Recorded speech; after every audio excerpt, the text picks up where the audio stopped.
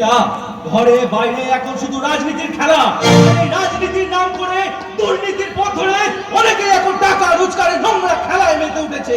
তাই আমি এইসব নোংরা খেলাতে নেই, তাই এই ফুটবলকে জীবনের সম্বল করে এগিয়ে যেতে চাই আমার লক্ষ্যে। সিদ্দিরা ওইসব পাগলামি রেখে আমার কথার তুমি মন দিয়ে শোনো। দেশ তুমি বাঁচালে পরে আগে তোমার ঘরটাকে সামলাও। আর মানে তুই কি বলতে চাস? তোমার দাদা মল্লিক বাড়ির ছোট বউ চাপাকে দেখে একেবারে খেপে উঠেছে। হতে পারে না। দাদা কিনা ঘরে এমন একটা লক্ষ্মী প্রতিমার মতন বউ থাকতে সে কিনা আবার আগের জীবনে ফিরে যেতে চায়। যে গরু গো খায় সে কি ভুলতে পারে সিদ্দিরা? ভুলতে দরকার হবে। দাদাকে আজকে আমি ভালো করে বোঝাবো, আর তাদের যদি কাজ না হয় বৌদিকে সব কথা আমি জানিয়ে দেবো। কিন্তু কোনো কিন্তু নয়। নারীর সম্মান কিনে যারা ছিনিমিনি খেলে তাদের আমি সহজেই ছেড়ে দেবো না।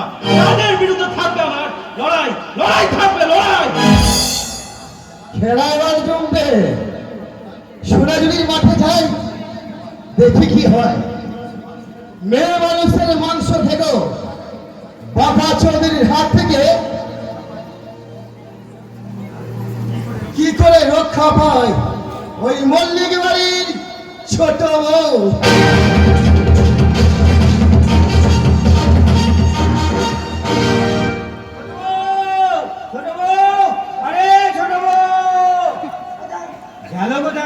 একটাকে দেখলাম তালগুনার পাট ধরে মাথা করে জল খাবার নিয়ে আসছে। আরে সেই জন্য আমি যাওয়া না দিলে হাত পা ধুয়ে তাড়াতাড়ি করে জল খাবারটা খাবার জন্য এলাম। আচ্ছা সেটা তো বুঝতে পারে না, তাহলে আমি ভুল দিলাম। আচ্ছা ও কি বুঝতে পারে না যে আমার খিদে পেয়েছে? অন্য রান্না বলে বুঝতে পারতিস। কত কষ্ট করে সংসারে সব কাজ সেরে ওনার জন্য জল খাবার নিয়ে এলাম, আর ওদিকে মেজাজ দেখাচ্ছি। বুঝেছি দাদা শহর থেকে গ্রামে ফিরে এসেছে বলে তোর হিংসে পুঙা ফেটে যাচ্ছে।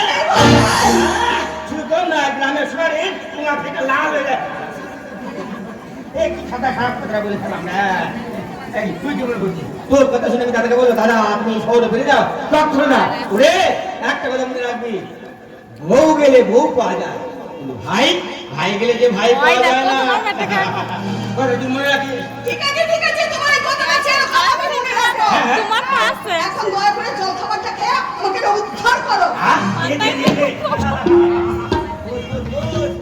ওইটা কি এসে দিতে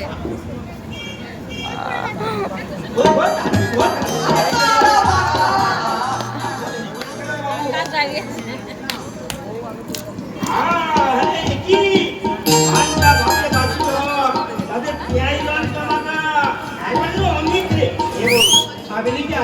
না তোমার এক খাওয়া জানতে পারছি না, কেউ তো সব ছবল খাওয়া অনেক ভাত খায়। আমার দাদার মতো আমি MA পাস করা নয়। শোন আমার রাখারে খা না, একটা খা না রে। ভালো, খুব ভালো। একে তো বলে ভালোবাসা নাকি বল রতন? ওই দেখো মা চলে বাবা চৌধুরী, এবার তোমার সুরসুর যাবে ভেঙে দেবো। কি বললে? কেন রে? কেন? আমি পাঞ্জাবি সারা তোর এই দাদা হরুপ মল্লিক শহর থেকে গ্রামে এসে বলে তোর আমাকে চিনিস না তো? ছলে বলে কৌশলে ছলের গোটা গ্রামটাকে না আমি একবার হজম করে নেবো। আমি ভেঙে দেবো। তোমার ঘাটটাকে আমি মটকে দেবো। আরে যা তো সত্যি বলো, আমার ঘরটা খুঁড়ে করে কত টাকা লাগে তোমাকে? চব্বিশ ঘন্টার মধ্যে থানায় লটকে দেবে। পারবে না, পারবে না, পারবে না। কারণ দাদা তো দাদা রে হরুপ মল্লিক এখন গ্রামে থাকে না, শহরে থাকে। আর আমার টাকা পয়সার বহুত দিলে না তো দাদা হরুপ মল্লিক হ্যাঁ হয়ে যাবে সালা। হ্যাঁ তুমি আমার জমির হাত থেকে 1 কোটি টাকা করো। ভালো, খুব ভালো। তোকে আর একটা হিসেবে কথা বলতে হলো। বলো। সংরক্ষণ ওই যে এই জমিটা দেখছিস, এই জমিটা হচ্ছে কি তোর, হ্যাঁ? আর ওই জমিটা হচ্ছে কি আমার। আমি সব থেকে আমি ফিরে আসি দেখবি তো এই টোকরা জমিটা না কেমন করে সালা আমার বাঁকুড়ের পেটে ঢুকে পড়ে। চলি রে রতন। হ্যাঁ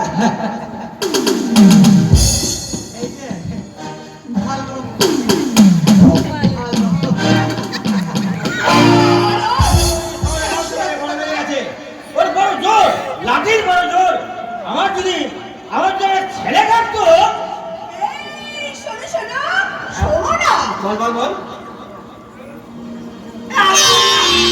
বলিস কি রে ছেলে বল ও ছেলে হবে তুই মা হবি আমি ছেলে বাবা হবো আরে ওদের একবারে মুখ ফেটে যাচ্ছে রে বলছে এই আনন্দে একটা গান গাইতে ইচ্ছে করছে জানিস গাইতে ইচ্ছে করছে সোহাগ চাঁদ বদনি ধনি আসো তো দেখি সোহাগ চাঁদ বদনি ধনি আসো তো দেখি বলা না তো দেখি বলা আসো তো দেখি চাঁদ বদনি ধনি আসো তো দেখি এই তো এবার কিন্তু তোকে সাবধানে থাকতে হবে আরে সাবধানে আমি সব চলবে।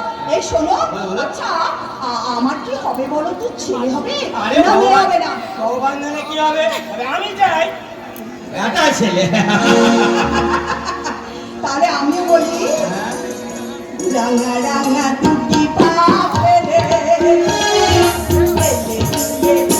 এসে চলে রাঙা রাঙা টুটি পা ফেলে এসে চলে ডাকবে সে আমার বলে